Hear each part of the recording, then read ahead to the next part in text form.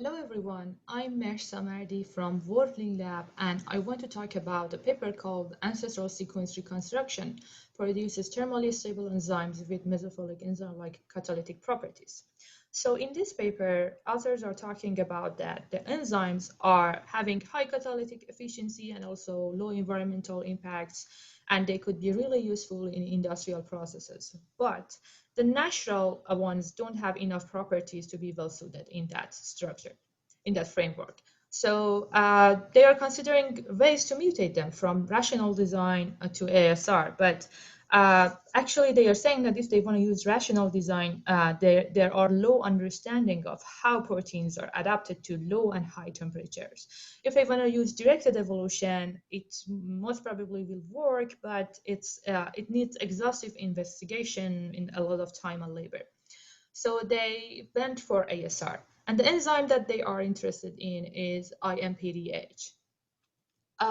Yeah, and also there are two different properties that are really important about enzymes, both thermal stability and low temperature catalytic activity. But there is a trade-off between these two, and authors are kind of interested in finding a sweet spot in here. And they are using two different tools, IQ3 and CodeML,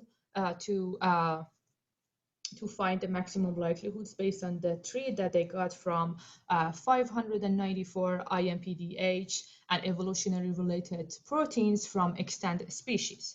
So after these considerations, they came up with two different ancestral sequences called IMPDH IQ, which is derived from IQ3, and IMPDH ML, which is derived from CodeML. And in the table in here, you can see that different measurements like TM and T optimal and a specific activity of these two and their mutants for further investigations are discussed in here.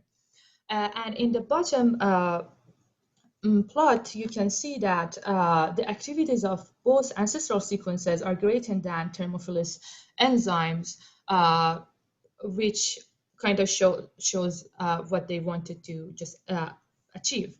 But this paper has a lot of useful information, and they had a lot of different techniques for investigating and kind of figuring out if they achieved ancestral sequences are good, like examining oligometric status, thermal stability, temperature dependence of activity, and kinetic parameters, that I really appreciate you to just go and investigate this paper.